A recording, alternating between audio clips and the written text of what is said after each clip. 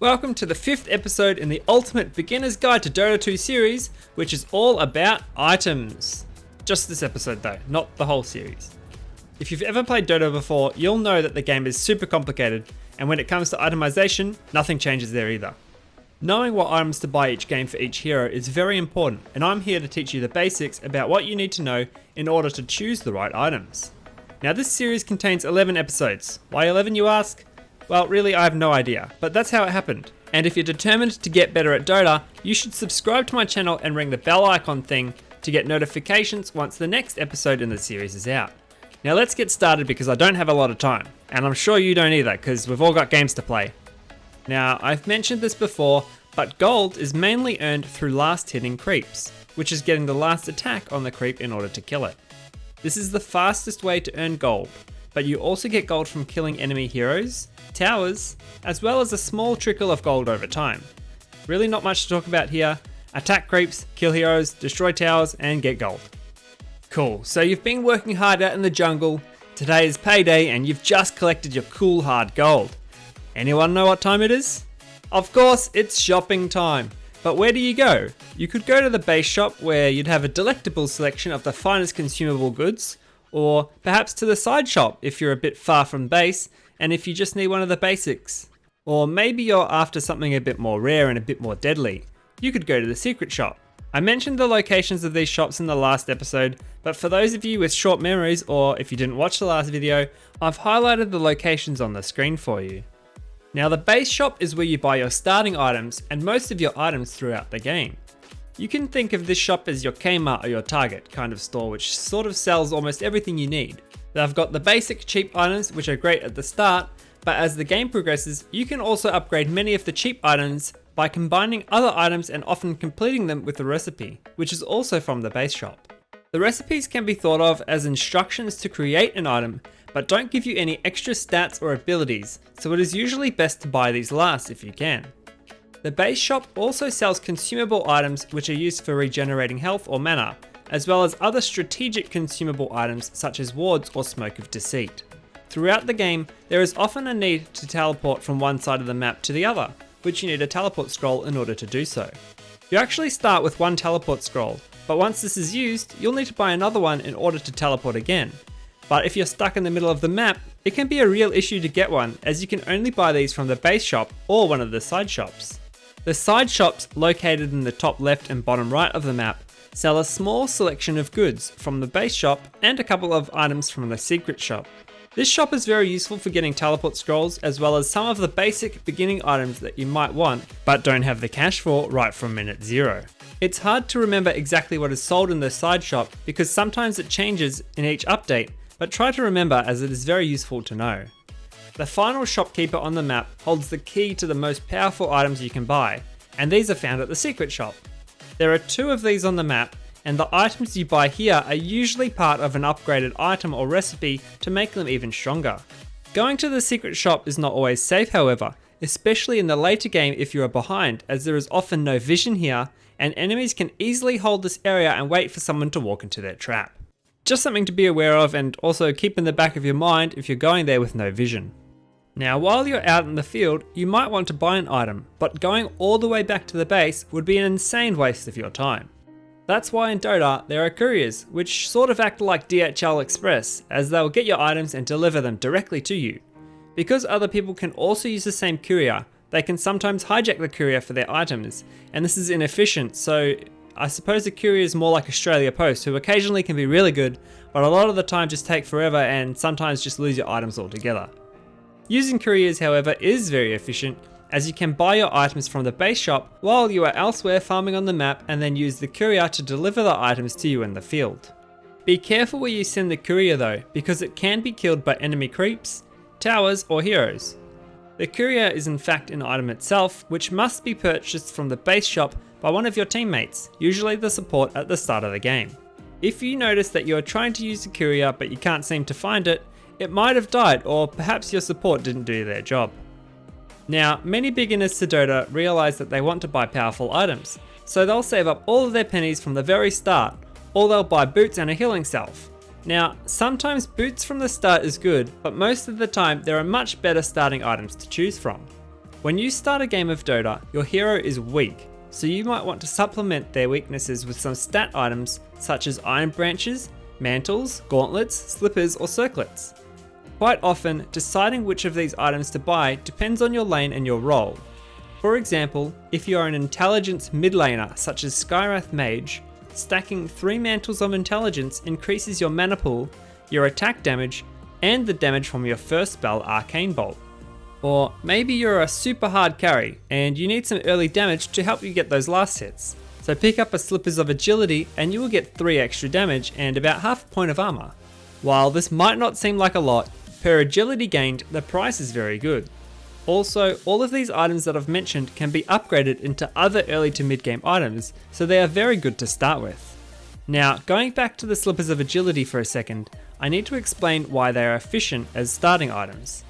Cool, so a much stronger item, Eagle Song, gives 25 agility for 3,200 gold, which is 128 gold per agility.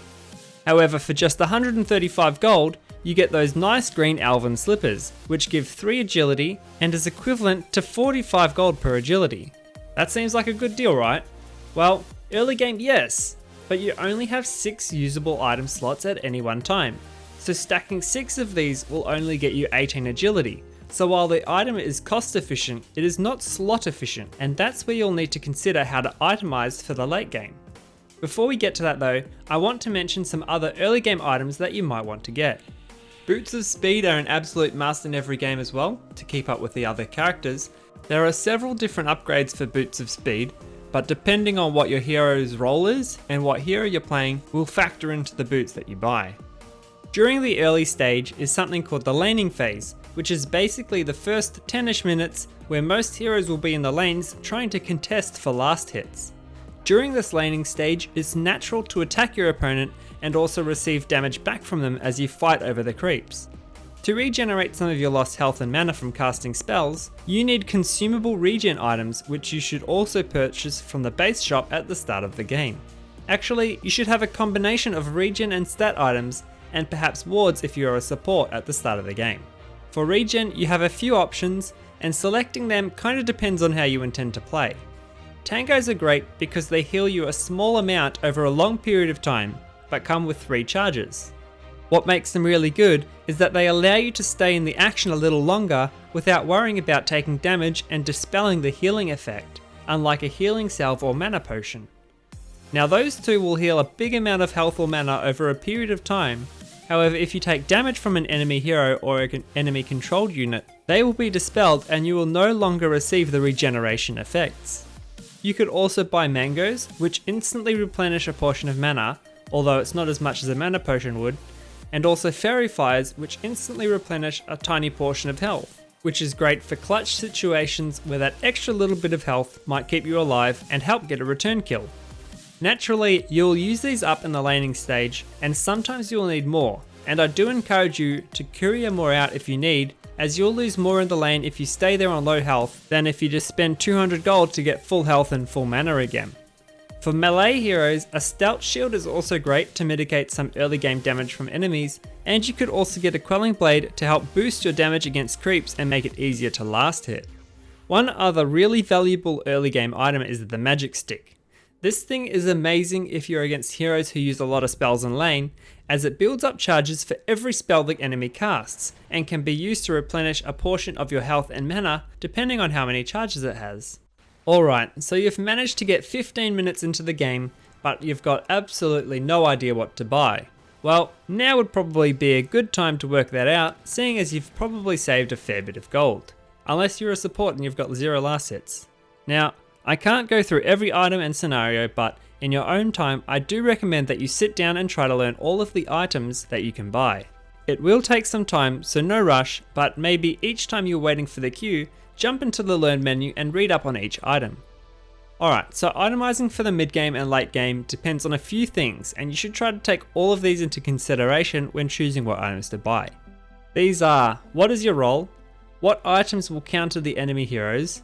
What items are the enemy heroes building? What does the team need? And what do I need?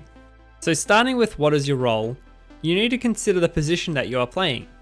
So if you're playing a carry hero, likely you'll want to buy items that increase your ability to deal physical damage.